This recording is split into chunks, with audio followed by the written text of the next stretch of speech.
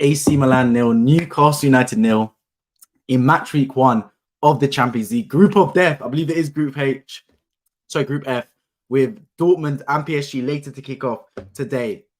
I mean, let's be honest, right?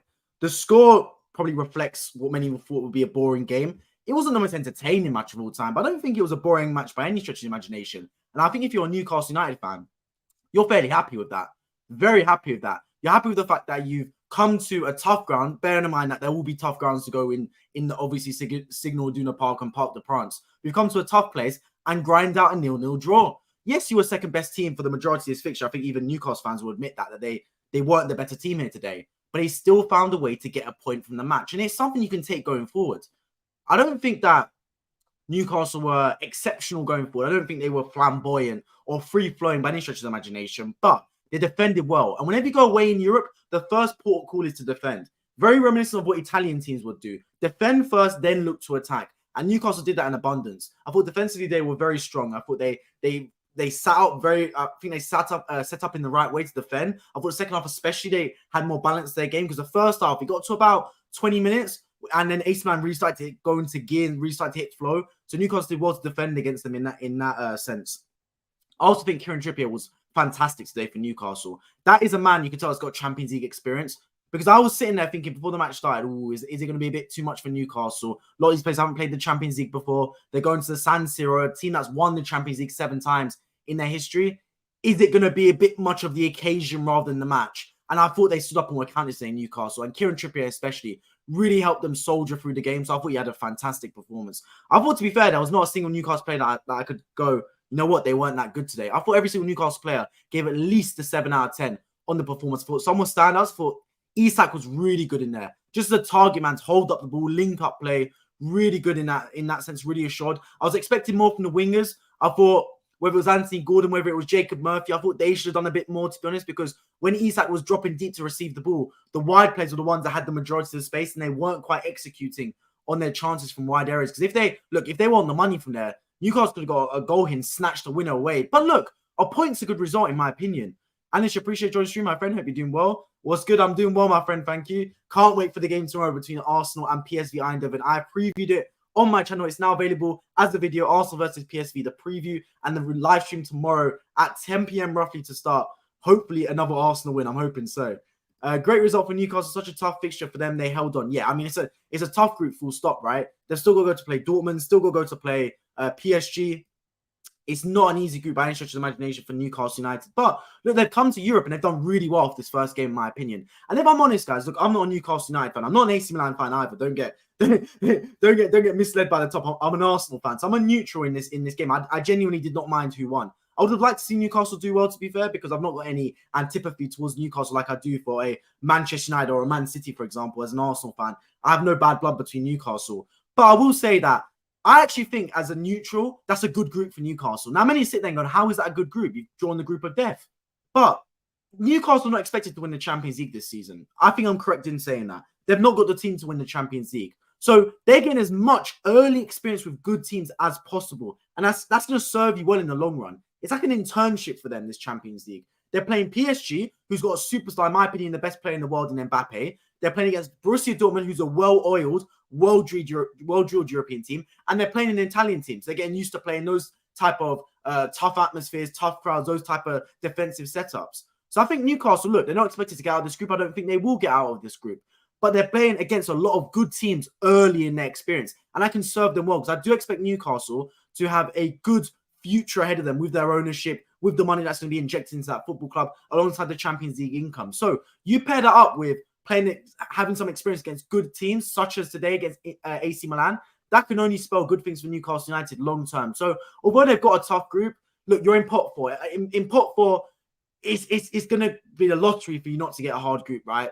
You're the worst base team in any group. You're the most likely favorite to not go to drop straight out.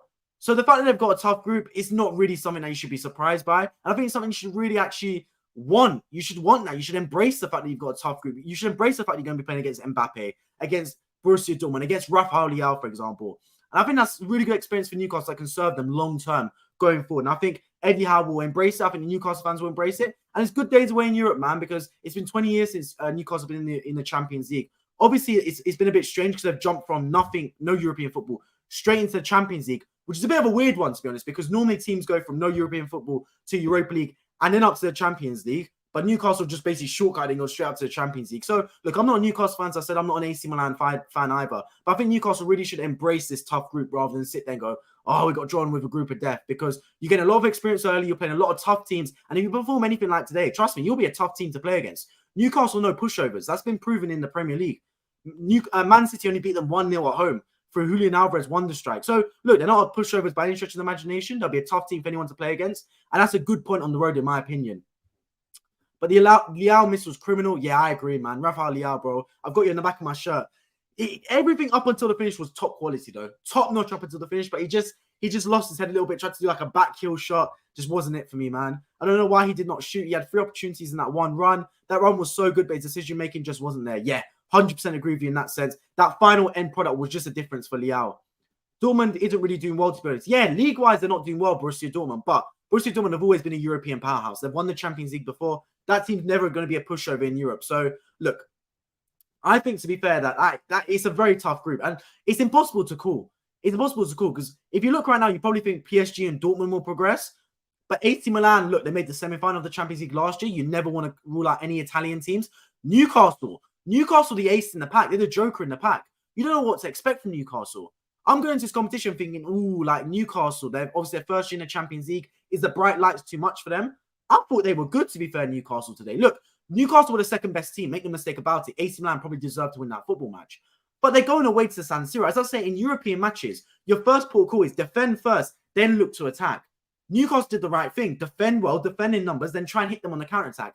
I thought Isak was fantastic dropping in. I thought Kieran Trippier had a fantastic game as well, marshalling that back four. You could tell he's got Champions League experience. Because, look, in a team that's not got a lot of Champions League experience, their first time in Europe in 20 years, first time the manager's been in Europe, it's not going to be an easy occasion. But I thought they marshaled it really well. And a 0-0 draw, trust me, is a really good result.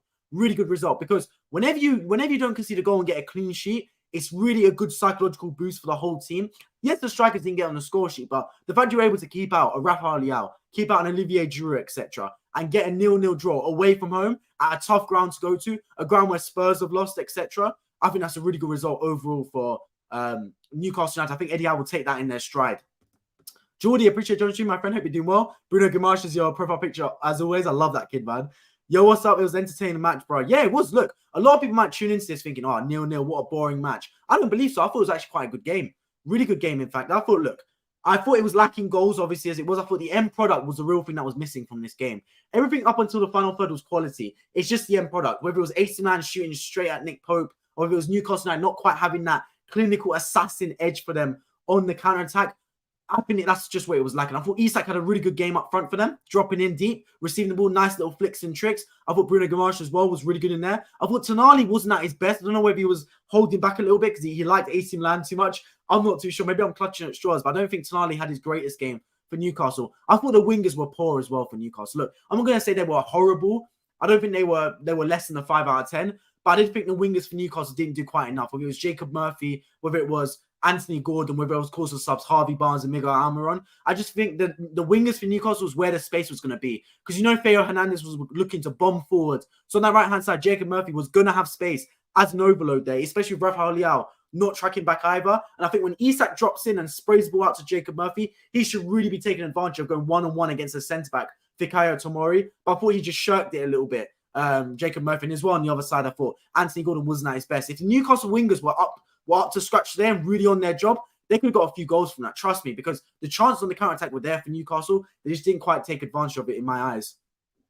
And Milan is hurt now. 5-1 against Inter and a 0-0 draw against Newcastle. Need to buckle up soon. Yeah, that was a bad loss in the Milan derby. Look, you never want to lose a Milan derby, but to lose it in that manner, losing 5-1, is bad, man. But look, Champions League and Europe in general has always been a get-out clause for teams. Always. It's always been the case. How many times have you seen a team be absolutely horrible in their league but show up in the Champions League?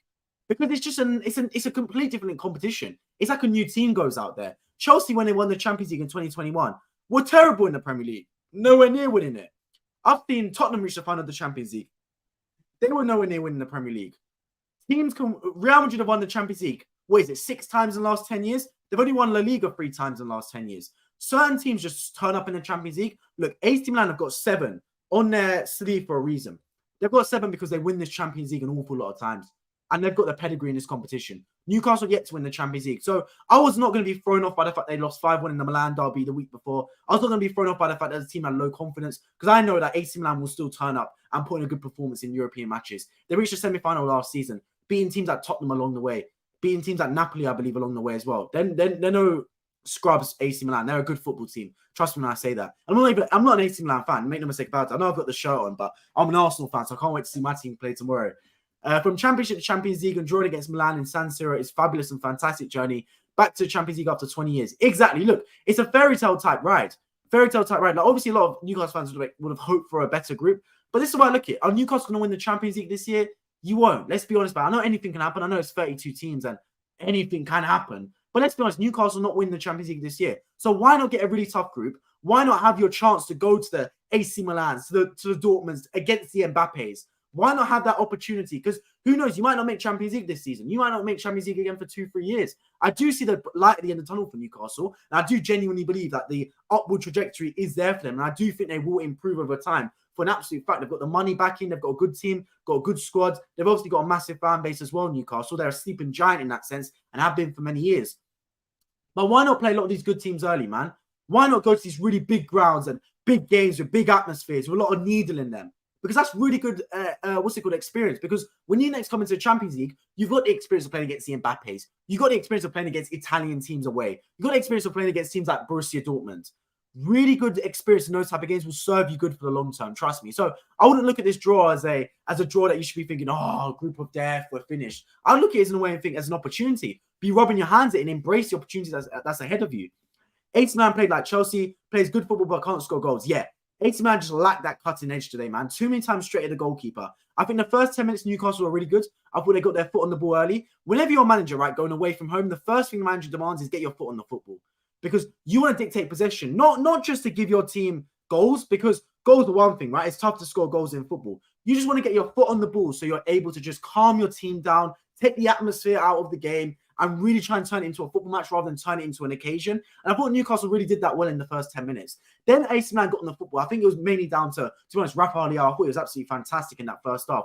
That's when they really started to come into their own, and Newcastle looked a little bit stretched. Now, they defended well, because no matter who you play away from home, whether you're playing AC Milan, Real Madrid, Man City, or playing a team like Scunthorpe United, you're going to come under pressure away from home, because that's just how it is. The crowd will get into it. So I think they did the right thing, Newcastle, because after around 15, 20 minutes, AC Milan really started to take control of the game. And Newcastle didn't try and go toe-to-toe with them. They did the right thing. They sat back a little bit and just absorbed pressure and understood that, okay, look, AC Milan now going to start to take control of this football match. Let's try and defend well, not concede goals. First protocol is defend. Keep the ball out of the back of our net. And anything we get going forward is a bonus. So I think they did that very well. And I thought they defended superbly in that first half. Newcastle United, look, when their defense was breached, Nick Pope was in goal to save the shots. I do believe that AC Milan, to be honest, should have done better with their finishing. Too many times straight at the goalkeeper going wide of the mark. But for the most part, I don't think Newcastle were really under the cosh to the extent where you're sitting there thinking, how's that not gone in, where their goal was completely sprayed and peppered? So I thought it was a decent overall performance for Newcastle United. I don't think they should have any qualms with it. And in my opinion, I mean, Newcastle fans, feel free to disagree in the live chat. I think it's a good point for you lot. Really good point. It's good experience. You got a 0-0 away from home. Trust me when I tell you guys, yeah? 0-0s away from home are good results against good teams. Trust me, it's a clean sheet, galvanizes the crowd. You look like got a good fortitude about you, really good team mentality, a good spirit about you guys. And 0-0 is better than a 3-3. Trust me when I say that. Isak was so good off the ball. He was getting so much attention in that backline. Oh, Isak's a player, man.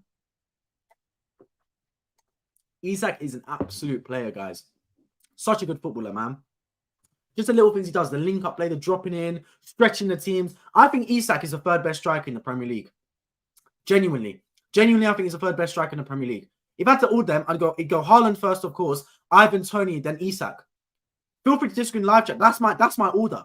I think Isak is the third best striker in the Premier League. Second, if you don't count Ivan Toney because he's out right now. He's a complete striker. I remember watching him for Sweden in the Euros. I didn't watch him at Real Sociedad. I'm going to be honest with you guys. And I sat there and I thought, wow, this guy's a real good player. He looked like a complete player. The only thing that was lacking for him was his end product. Now at Newcastle, he's really started to add end product to his game. I still think he's not clinical to the extent where he's going to score 20, 30 goals a season like Haaland or Ivan Toney could. But I still think that he's a really good striker, Alexander Isak, and a really good link-up player, and a smart striker as well. Very cerebral in that sense. So I think he's a really good player for Newcastle, showed his experience there. And he was dropping in and receiving the ball really well and flicking it off to the likes of Tonali, Longstaff, and Bruno Guimaraes. And like I said earlier, if the wingers weren't dropped for Newcastle, the Jacob Murphys and the Anthony Gordons of this world, Newcastle could have got something on the attack here. They really could have got something on the counter.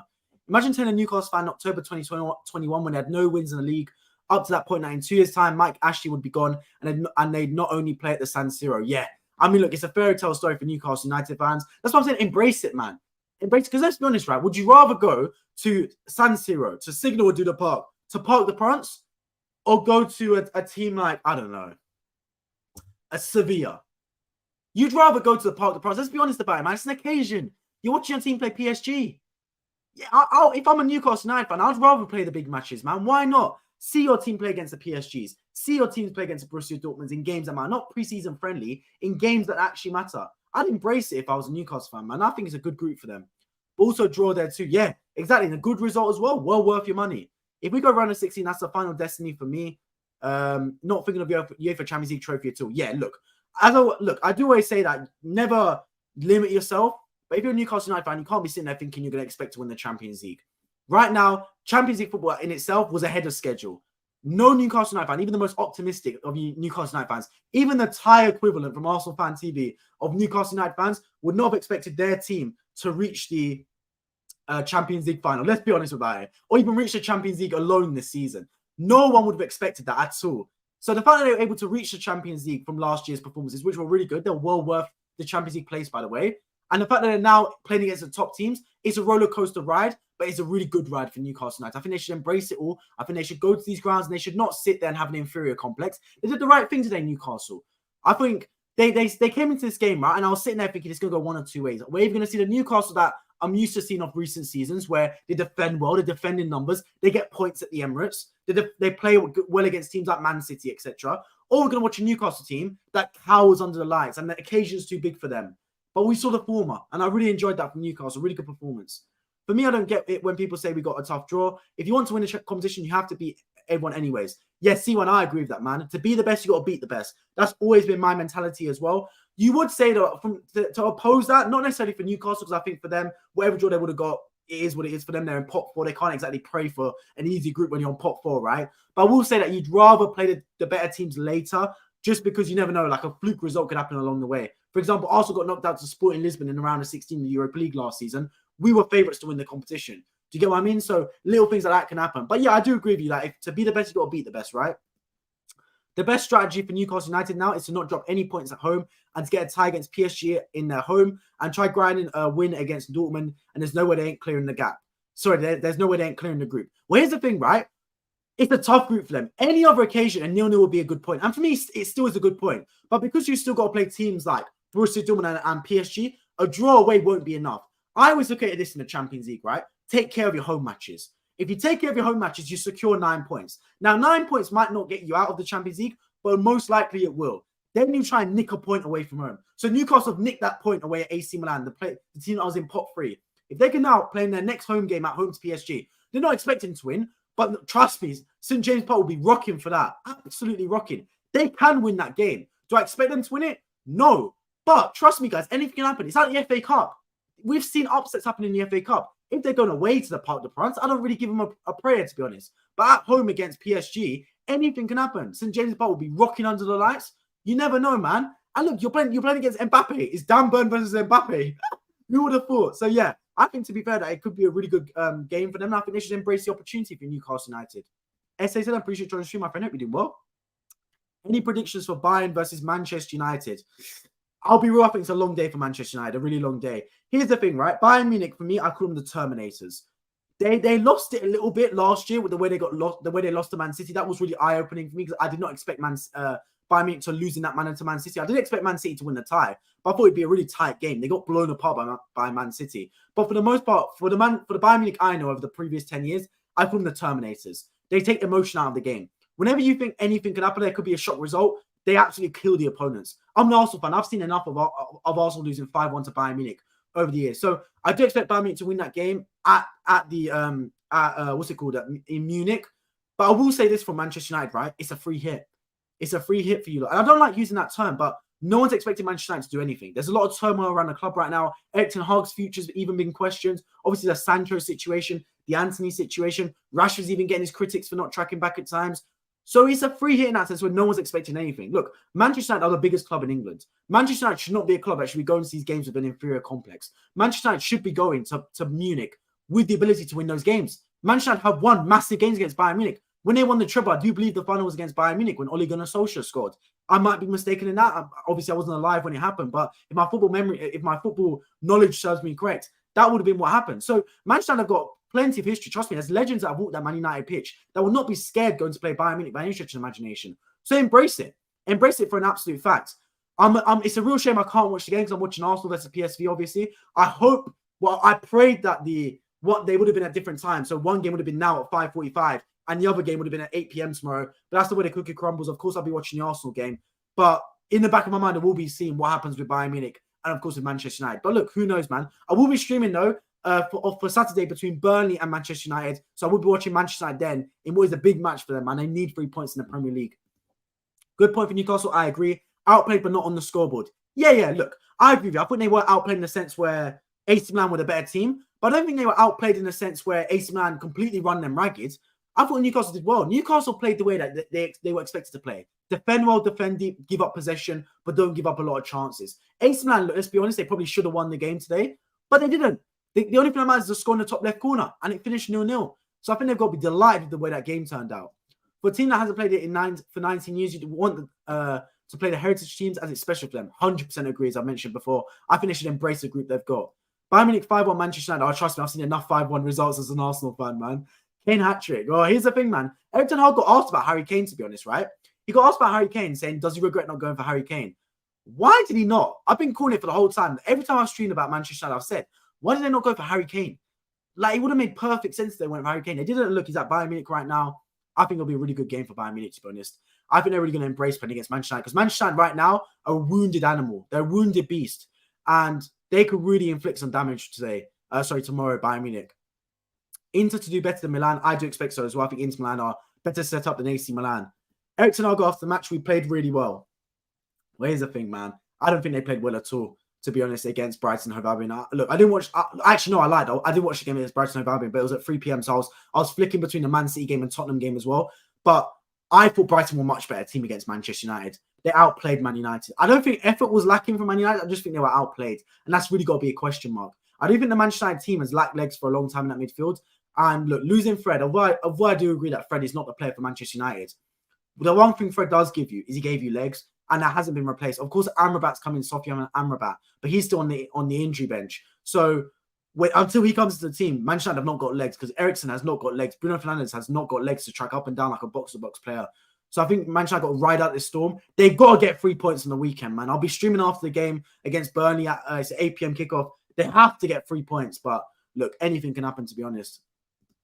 Are you streaming on Thursday? I'm not planning to, but I may do. I'm going to be honest, since Arsenal not in the Europa League anymore, I genuinely have no care about that competition at all anymore. The only reason I cared about the Europa League was because Arsenal were in it. Now that we're in the big boys of the Champions League, I don't care about the Europa League at all, man, to be honest. So probably not. Maybe. Who knows? I'm not planning to watch the Liverpool or Brighton game.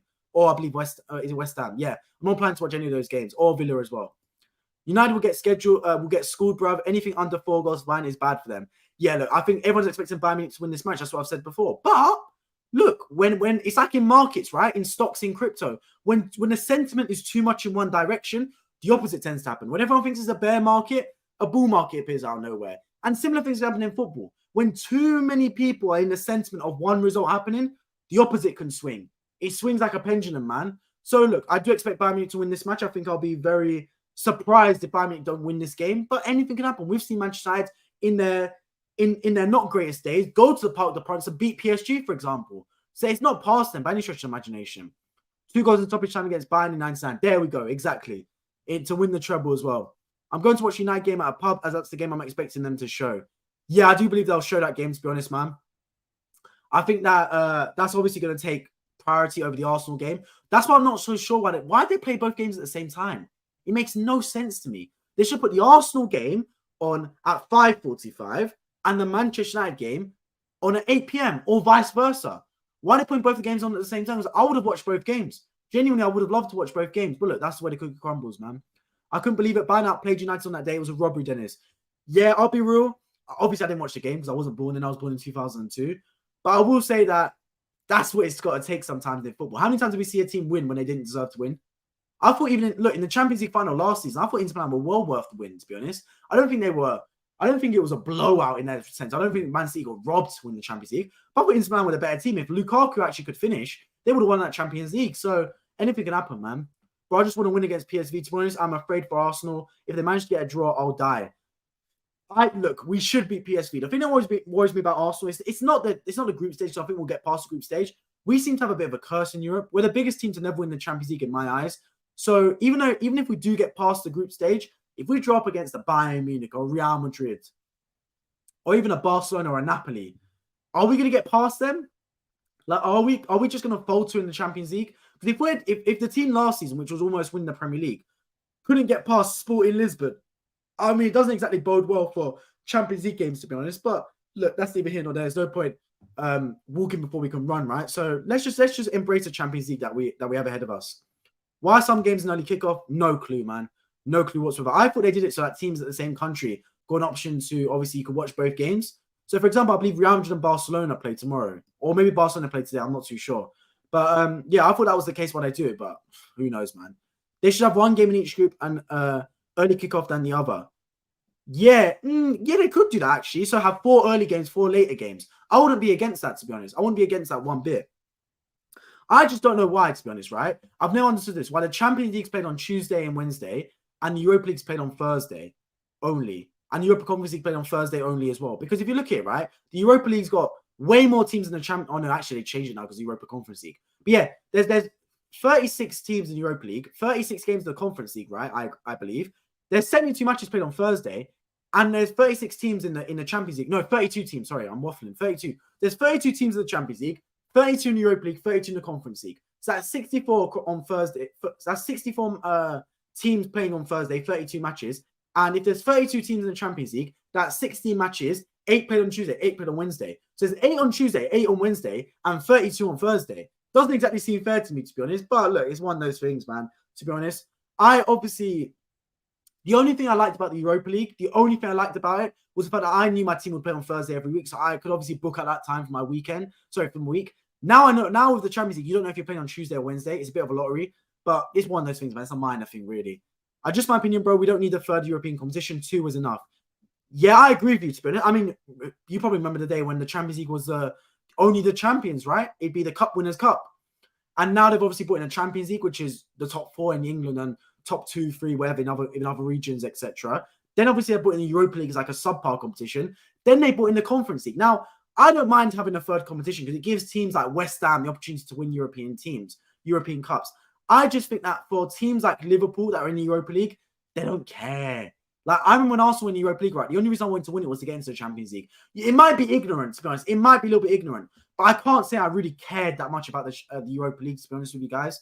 I just didn't. It always, for me, seems like a second fiddle to the Champions League. That's just my personal opinion on it. Now, I believe that because England's got 4 competitions you can play in, that if you're in Europe, you shouldn't play in the Carabao Cup, in my eyes. So it gives other teams that are not in Europe the chance to win a trophy.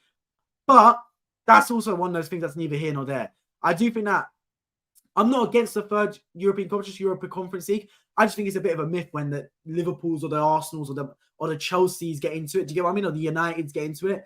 Because it's not a competition they really want to be in. And they take the mick out of it.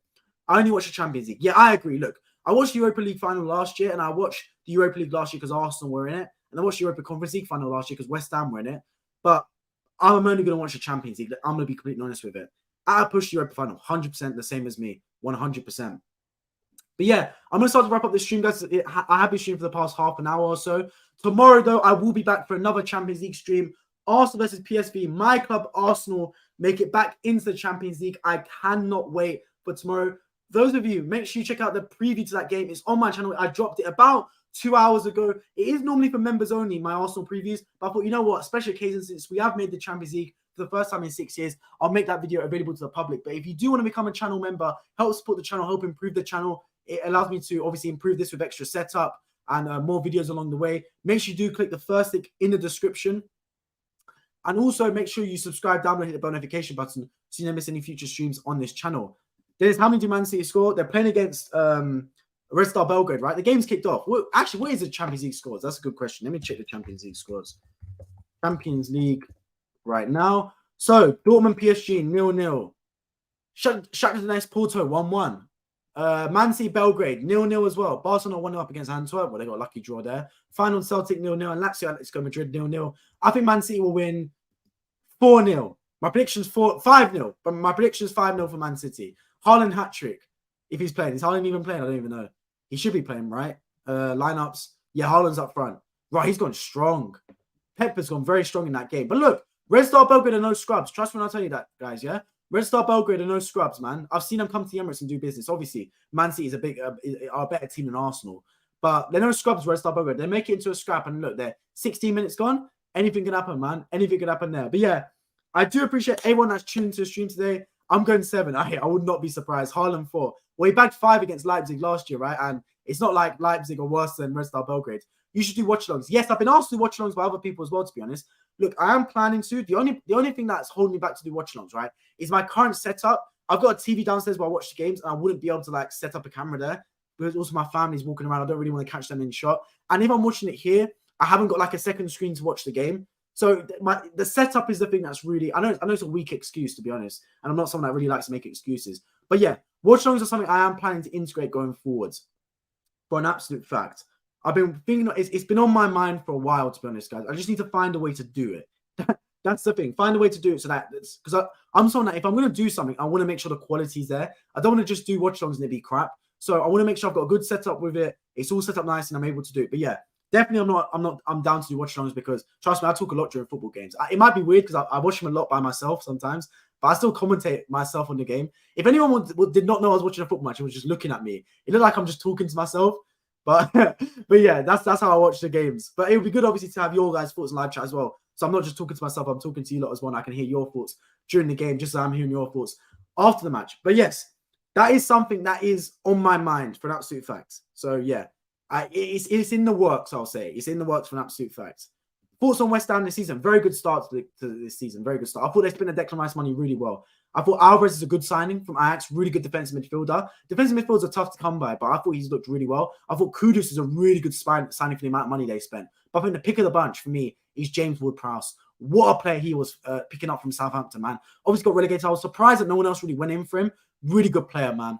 Really good. Not only his set pieces, the way he runs that midfield. Premier League experience. Top player. I thought Kurt Zuma's a fantastic centre-back as well. Really under the radar for the performances. Obviously, the whole thing that surrounds him with the cat abuses. Obviously, been a bit of like a darkness and a black spot on his CV and his pedigree. But I think he's a top centre-back, Kurt Zuma. So I think West Ham do really well this season, genuinely. I've always said this for a very long time. It's never as bad as people think. Never as bad as people think. People always think, oh, Tottenham lost Harry Kane. Oh, West Ham lost Declan Rice. They're going to fall apart. I remember doing the prediction for the Premier League this season, right? And I said, it's never as bad as you think. Trust me, guys. Just because it looks like a player is carrying a team, you have to adapt. It's a sink or swim league. The other players are going to step up. Trust me. If you lose Harry Kane, every other player just needs to give 10% more, and you match the Harry Kane effort.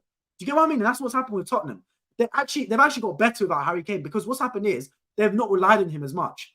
What Tottenham used to do is they used to rely on Harry Kane too much, and now they've realised actually we've got a good squad here. We've got good players in Heung-min Son, in Kulusevski. They brought in Maddison, who's a top signing as well, and it's the same with West Ham. They used to rely on Declan Rice a lot. Now, obviously, as a CDM, you don't get relied upon as much as a striker does.